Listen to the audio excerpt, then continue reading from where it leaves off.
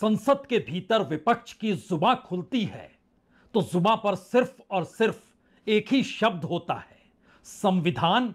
और संविधान का हनन करता हुआ चुनाव आयोग। संसद के बाहर चौखट पर कदम रखिए तो नारे लग रहे होते हैं, वोट चोरी हो रही है, इसे हर हाल में रोकना होगा। पार्लियामेंट के भीतर बंद कमरों में विपक्ष की बैठक में एक ही सवाल है, क्यों नहीं अब देश के मुख्य चुनाव आयुक्त के खिलाफ महाभियोग ले आया जाए और पहली बार यह बताया जाए कि इस देश में लोकतंत्र हाशिए पर है। लोकतंत्र के ऊपर चुनाव आयोग और चुनाव आयोग के ऊपर मौजूदा राजनीतिक सत्ता है। तो पार्लियामेंट ठप पड़ी है। आगे का रास्ता विपक्ष एकजुट होकर चौतरफा वार की दिशा में बढ़ रहा है। उधर बिहार में लगातार राहुल गांधी और तेजस्वी यादव जिस रास्ते चल निकले हैं उसमें वहां पर लोगों का हुजूम बढ़ता चला जा रहा है।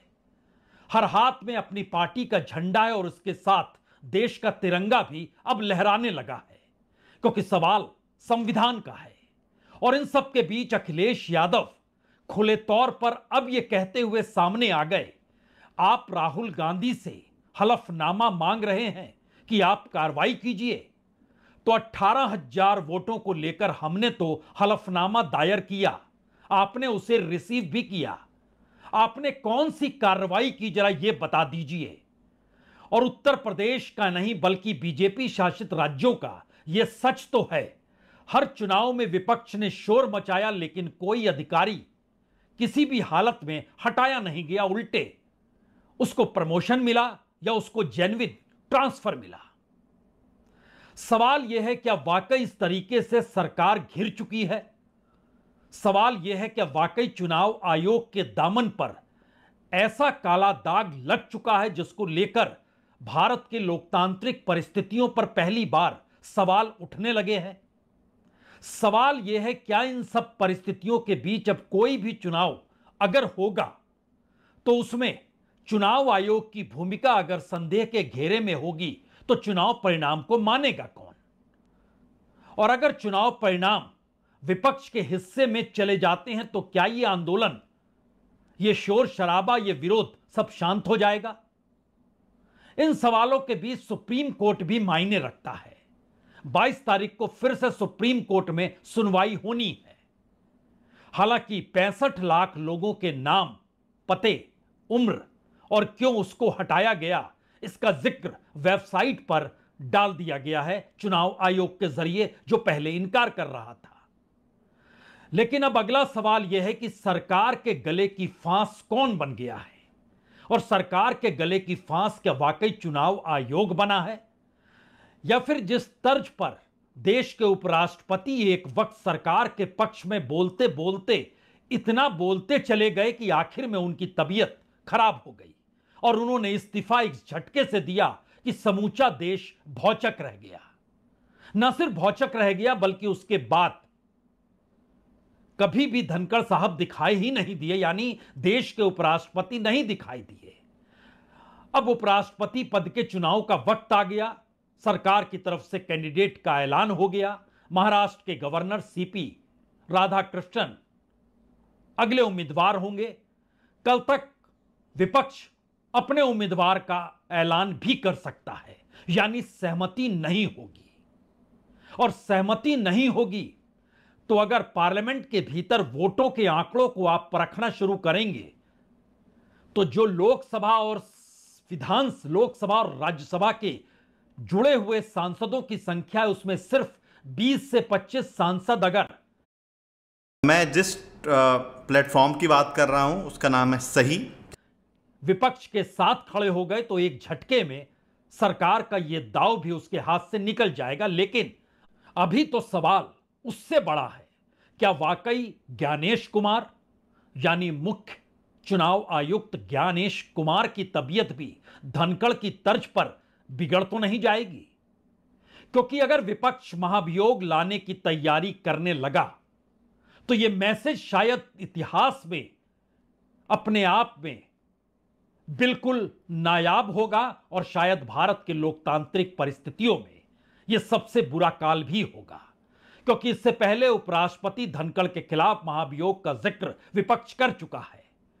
धनखड़ जी हटा दिए गए, उनकी तबीयत बिगड़ गई। अब सवाल देश के मुख्य चुनाव आयुक्त का है। क्या उनके खिलाफ भी विपक्ष लामबंद हो चला है?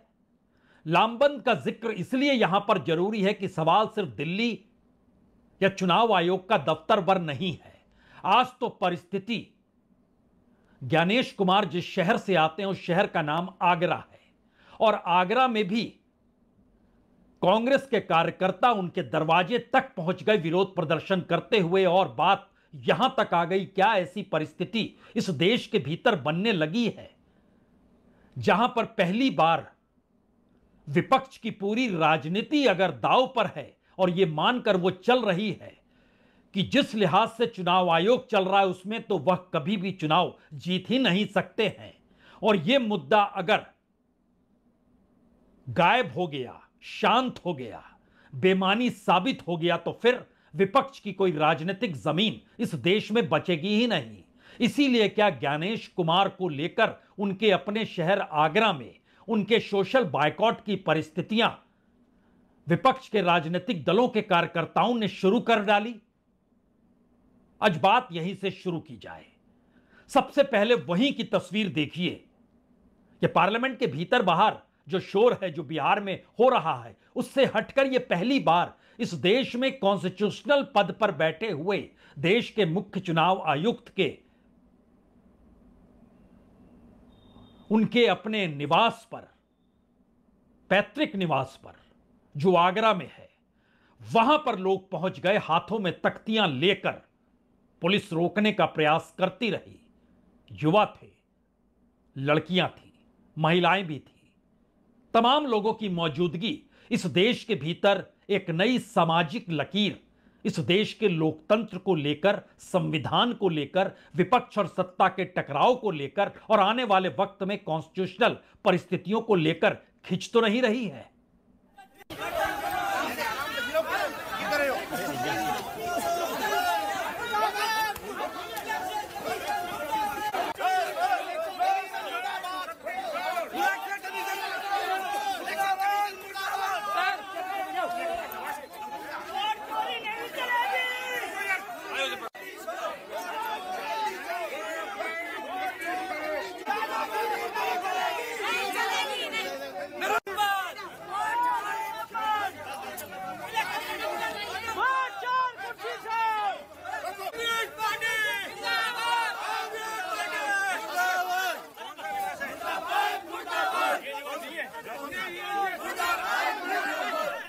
ये आगरा की सड़कों पर शोर शराबा देश के मुख्य चुनाव आयुक्त के पैतृक घर के सामने का है। सवाल है, इस देश के भीतर चुनाव आयोग ने ऐसी प्रेस कॉन्फ्रेंस इससे पहले कभी नहीं की जिस प्रेस कॉन्फ्रेंस को करने की जरूरत कल पड़ गई। और कल की प्रेस कॉन्फ्रेंस ने ही क्या इस देश के मुख्य चुनाव आयुक्त को फंसा दिया, या फिर कहें मुख्य चुनाव आयुक्त के जवाबों को लेकर जो सवाल अब विपक्ष उठा रहा है उसमें क्या सरकार फंस गई? यह सवाल इसलिए बड़ा है क्योंकि बात सिर्फ और सिर्फ अब लोकसभा चुनाव 2024 भर की नहीं है। सवाल यह भी नहीं है कि उस दौर में राहुल गांधी जो इलेक्शन कमीशन के फैक्ट्स एंड फिगर को लेकर ही चुनौती चुनाव आयोग को यह कहकर दे रहे थे कि आप इसकी जांच तो कराइए, इसके ठीक उलट चुनाव आयोग ने कहा आप हलफनामा दीजिए। तो क्या वाकई चुनाव आयोग हलफनामा देने के बाद जांच करेगा? आज यह सवाल पार्लियामेंट के परिसर में तब बड़ा हो गया जब बकायदा 18,000 वोटरों को लेकर समाजवादी पार्टी के नेता अखिलेश यादव खुले तौर पर उन तमाम कॉपीज की जेरॉक्स कॉपी कराकर डुप्लीकेट बनाकर सबको बांटते हुए नजर आए। कहा देख लीजिए हमने हलफनामा दिया है, रिसीव भी किया गया है, उसकी भी कॉपी आप ले लीजिए और अब आप बताना शुरू कीजिए कि हुआ क्या। हुआ तो कुछ भी नहीं। यह जानकारी तो चुनाव के वक्त ही दी गई थी। उत्तर प्रदेश में कैसे चुनाव हुए हैं, हमारी टीम ने एक आंकड़ा निकाला। दरअसल अखिलेश यादव को आपको सुनाए उन्होंने क्या कहा।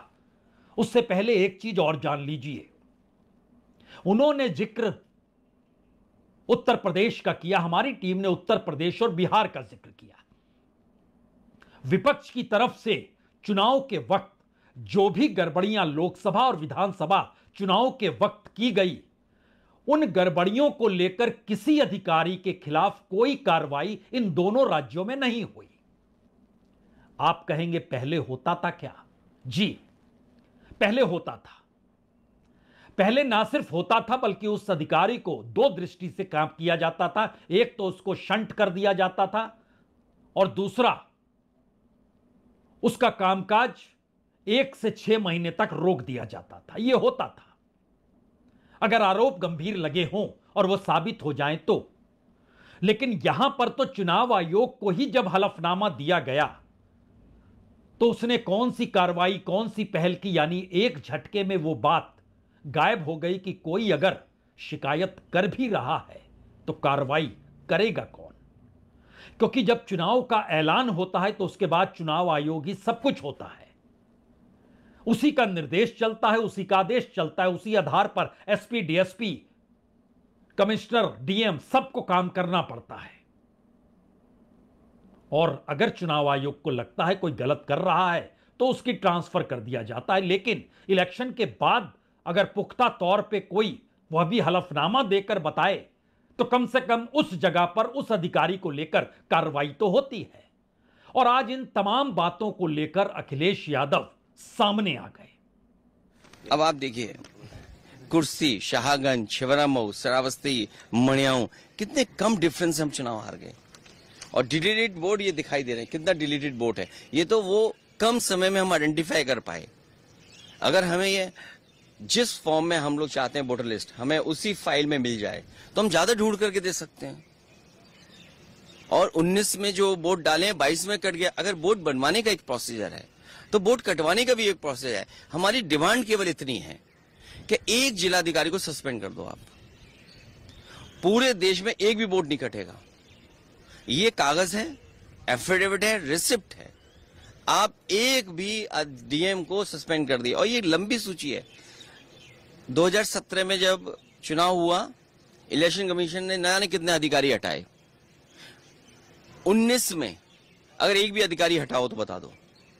22 में अगर एक भी अधिकारी हटाओ बता दो। 24 में एक भी अधिकारी हटाओ तो बता दो। और उससे पहले अगर सरकार दूसरी थी, समाजवादी पार्टी की थी, आप पता करिए कि कितने अधिकारी हटाए गए। डीजीपी हटाया गया, होम सेक्रेटरी, न जाने कितने अधिकारी हटाए गए। लेकिन जब से बीजेपी की सरकार उत्तर प्रदेश में आई है तब से एक भी अधिकारी नहीं हटाया। एक भी शिकायत पर किसी अधिकारी को नहीं हटाया गया। यानी एक मैसेज तो बहुत साफ है, चुनाव आयोग खुद को कटघरे में खड़ा हुआ नहीं देख सकता है, अपने खिलाफ शिकायत वो नहीं सुन सकता है।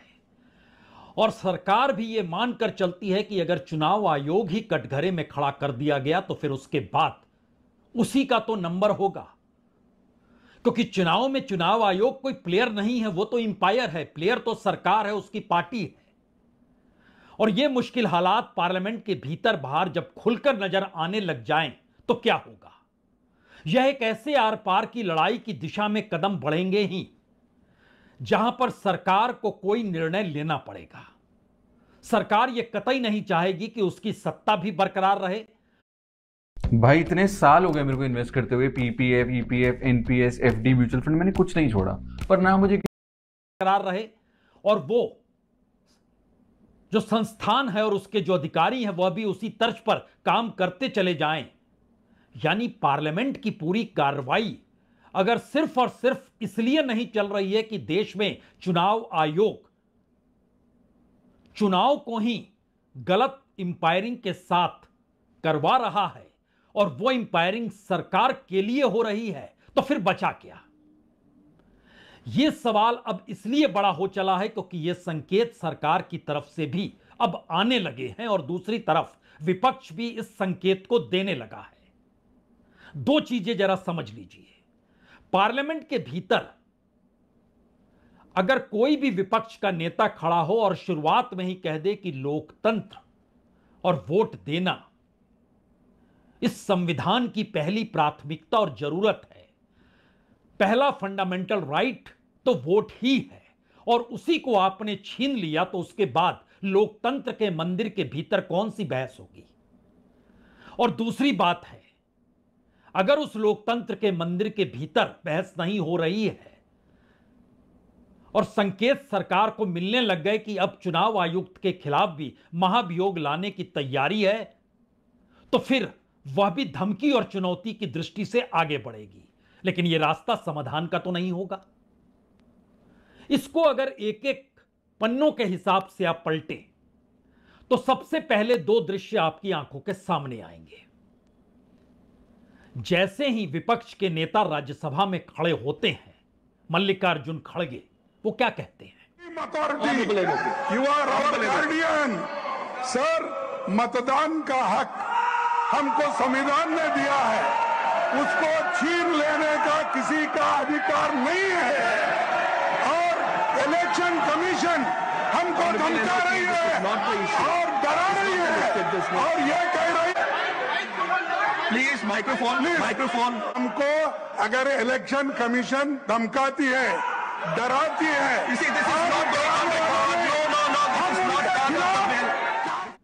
यह राज्यसभा की तस्वीर है जहां पर विपक्ष की ताकत मजबूत है, लेकिन लोकसभा में विपक्ष की ताकत मजबूत नहीं है। और वहां जब वोट चोरी का सवाल खड़ा होता है, नारे लगने लगते हैं, सांसद वेल के भीतर में आ जाते हैं, तब सवाल यह है कि वहां पर स्पीकर महोदय क्या कहते हैं। और स्पीकर महोदय अगर सीधे तौर पर चेतावनी दें, धमकी दें, चुनौती दें, तो इसके मतलब मायने अब आपको समझ में आने लग जाएंगे कि दरअसल यह टकराव जा किस तरफ रहा है। आप अपनी अपनी सीट पर जाके विराजे। आपको जनता ने सरकारी संपत्ति को तोड़ने के लिए नहीं भेजा है। और मैं आपसे आग्रह कर रहा हूं और चेतावनी दे रहा हूं कि किसी भी माननीय सदस्य को ये प्रिविलेज नहीं है कि वह सरकारी संपत्ति को तोड़ने का प्रयास करे।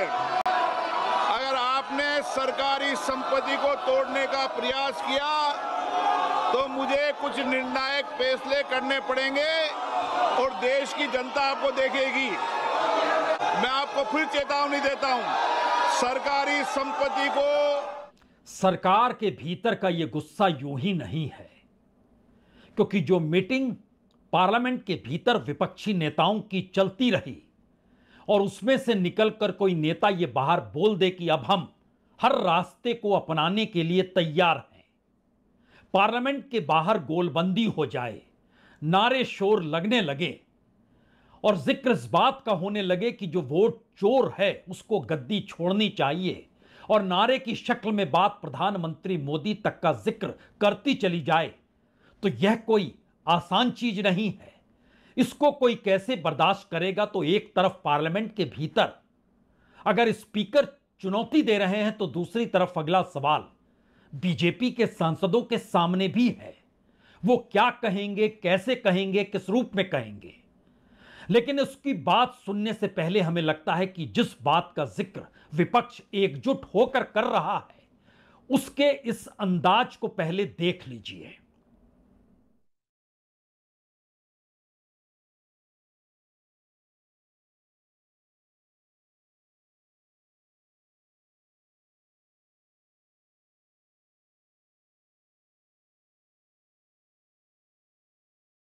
डेमोक्रेसी में जो भी हथकंडे हैं, जो भी वेपन्स हैं, जो भी हम इस्तेमाल कर सकते हैं, जो भी रूल्स के तहत इस्तेमाल कर सकते हैं, वो इस्तेमाल करने रेडी होते हैं जरूरत पड़ी तो।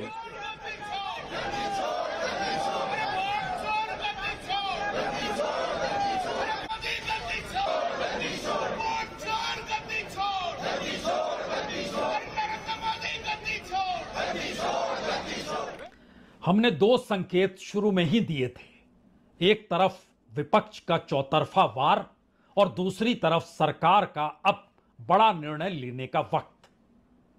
यह बड़ा निर्णय लेने से पहले विपक्ष को कटघरे में खड़ा करके उसकी परीक्षा सत्ता को करनी पड़ती है, और अगर सत्ता उसमें फेल हो जाए तो उसके बाद वह उन्हें तोड़ने की कोशिश करती है। तोड़ना भी अगर फेल हो जाए तो उसके बाद अगला सवाल यह होता है कि सरकार खुद पर आंच आने तो नहीं देगी। तो ऐसे में वह इस देश के संविधान की वकालत खुद करेगी, वह इस देश के संवैधानिक संस्थानों की वकालत खुद करेगी, निशाने पर विपक्ष को लेगी ही, और विपक्ष को निशाने पर लेते वक्त वह किसी को नहीं बख्शेगी। यह अंदाज भी पार्लियामेंट के परिसर में बीजेपी के सांसदों के जरिए ही उभर कर आया। पहले सुनिए, तब इसकी हकीकत बताई जाएगी। देखिए, ऐसी कौन सी संस्था है जिसके खिलाफ विपक्ष खड़ी नहीं हुई है? हिंदुस्तान की कौन सी संस्था है जो पॉलिटिकल पार्टी सुप्रीम कोर्ट के खिलाफ बोल सकती है, जो पॉलिटिकल पार्टी राम मंदिर के जजमेंट के पश्चात जजेस को गाली दे सकती है, जो पॉलिटिकल पार्टी इंडिया के आर्मी को छोड़ नहीं सकती है, इंडिया के आर्मी के चीफ को सड़क का गुंडा करार दे सकती है? तो स्वाभाविक रूप से आप बताइए कि इलेक्शन कमीशन के लिए भी आज जिन शब्दों का प्रयोग किया जा रहा है, पार्लियामेंट के बाहर खड़े होकर जिस प्रकार से इलेक्शन कमीशन को गाली दी जा रही है। अब बीजेपी के सांसद कह तो गए, लेकिन हकीकत क्या है? हकीकत यह है कि इस देश के भीतर, इस देश के मुख्य न्यायाधीश के खिलाफ, चीफ जस्टिस ऑफ इंडिया के खिलाफ किसी ने टीका टिप्पणी की तो वो बीजेपी के सांसद और इस देश के पूर्व उपराष्ट्रपति ही हैं। पूर्व सीजीआई को लेकर तो बीजेपी के सांसद निशिकांत दुबे यहां तक बढ़ गए कि उन्होंने कहा इस देश में सीजीआई दंगा कराएंगे, वो दंगे के आरोपी हैं। ऐसे ऐसे शब्दों का इस्तेमाल किया गया, उसको सुनाना भी अब ठीक लगता नहीं है। और दूसरी तरफ जब सुप्रीम कोर्ट ने कहा कि संविधान सर्वोपरि है और संसद को भी उसके हिसाब से काम करना पड़ेगा, तो इसको भी सांसद महोदय ने खारिज किया था। और जगदीप धनखड़ जो उपराष्ट्रपति पद पर थे, वो इस देश के अलग अलग यूनिवर्सिटीज में सेमिनार करते हुए कह रहे थे, बताइए जो पार्लियामेंट कानून बनाती है उसके ऊपर कैसे संविधान हो सकता है और उसकी व्याख्या सुप्रीम कोर्ट कैसे कर सकता है? सवाल इतना भर नहीं है, सवाल तो यह भी है इस देश में ऑपरेशन सिंदूर के बाद खुले तौर पर इस देश की सेना ने कहा था कि दरअसल चीन पाकिस्तान के साथ खड़ा था और एक छाया युद्ध लड़ा जा रहा था। यह एक अलग फ्रंट था जिस दिशा में भारत कुछ कर नहीं पा रहा था। इन बातों का जिक्र सेना ने किया, लेकिन उसी चीन के साथ रिश्ते प्रगाढ़ हो चले हैं। आज ही चीन के विदेश मंत्री दिल्ली पहुंचे हैं, प्रधानमंत्री इस महीने के आखिर में चीन जाने वाले हैं।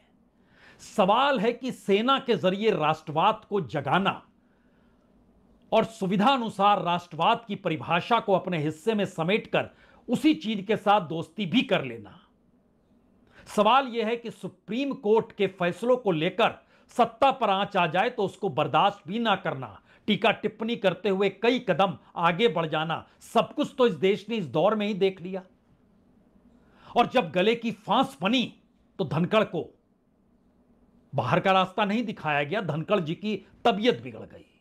तो क्या मौजूदा वक्त में इस देश के मुख्य चुनाव आयुक्त की तबीयत भी बिगड़ने वाली है? क्योंकि अगर टकराव की परिस्थितियां हैं, देश के सामने डेमोक्रेटिक संकट है, कॉन्स्टिट्यूशन का सवाल जनता तक पहुंच रहा है और अब जनता के भीतर से यह सवाल है कि अगर ऐसी परिस्थिति है तो इस देश में चुनाव का कोई मतलब नहीं बचेगा, तो सरकार खुद को कैसे बचाएगी? एक ही शर्त पर बचा सकती है, वह भी चुनाव आयोग को निशाने पर ले ले या फिर तबीयत बिगड़ने की वजह से। कल प्रेस कॉन्फ्रेंस जो ज्ञानेश कुमार तर्क दे रहे थे अलग अलग मुद्दों को लेकर, जिसका ना कोई सिरा था ना कोई अंत था, तो क्या उनकी तबीयत बिगड़ जाएगी? हो सकता है, इससे इनकार नहीं किया जा सकता, क्योंकि इस दौर में पार्लियामेंट के भीतर और बाहर की तस्वीर आपने देख ली, लेकिन दूसरी तरफ बिहार की सड़कों पर राहुल गांधी चल निकले हैं और वहां का हंगामा, वहां का शोर, हाथों में तिरंगा झंडा और इन सब के बीच पार्टियों के झंडे, सब कुछ लेकर जो सवाल पहली बार उठा है वो कोई मुद्दा नहीं है, बल्कि इस देश के भीतर चुनाव ही कैसे मुद्दा बन गया, ये पहली बार हो रहा है। और वहां की तस्वीर दिल्ली की लाल दीवारों को कहीं ना कहीं उनकी धड़कनों को बढ़ा रही है।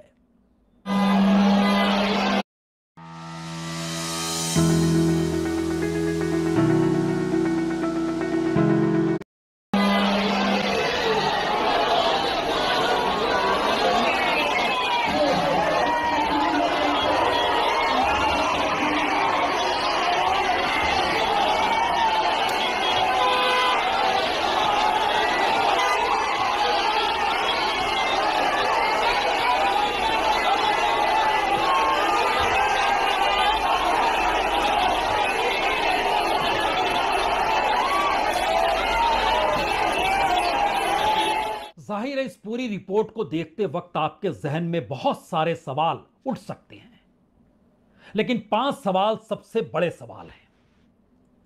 पहला सवाल तो यही है, क्या इस देश के भीतर अब कोई भी चुनाव मान्यता प्राप्त चुनाव आयोग की अगुवाई में लोकतंत्र को बरकरार रखते हुए पारदर्शी तरीके से हो रहा है? अब यह सवालों के घेरे में आ चुका है। दूसरा सवाल, क्या वाकई इस देश में राजनीतिक सत्ता ने खुद को सत्ता में बरकरार रखने के लिए जो तमाम संवैधानिक संस्थानों को अपने अनुकूल कर लिया और बात होते होते चुनाव आयोग तक चली गई, तो अब सरकार और सत्ता का रुख क्या होगा?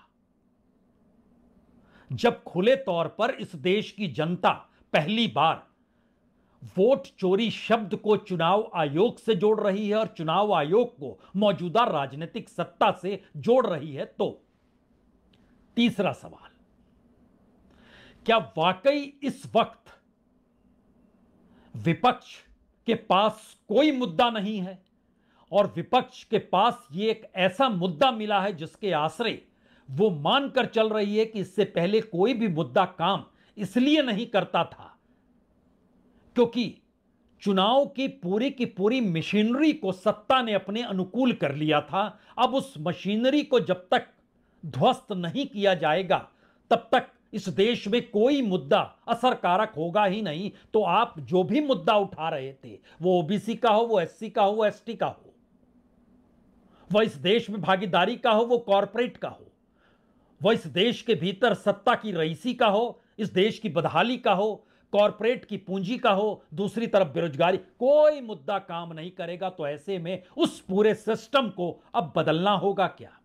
यह चौथा सवाल इसके बाद आता है। यह कहीं ज्यादा गंभीर है, इसलिए गंभीर है क्योंकि उपराष्ट्रपति की तबीयत को बिगड़ते हुए पद छोड़ते हुए हर किसी ने देखा और परखा है। तो क्या अब उसी रास्ते पर मुख्य चुनाव आयुक्त ज्ञानेश कुमार को जाना होगा? क्योंकि अगर देश के भीतर अलग अलग जगहों पर इस तरीके की परिस्थितियां पनपने लगी है और लोगों के भीतर यह सवाल है और पूरा विपक्ष एकजुट है, तो सत्ता के लिए कौन सा रास्ता बनेगा और बचेगा? तो क्या यह दिन बहुत जल्द देखने को मिल जाएगा?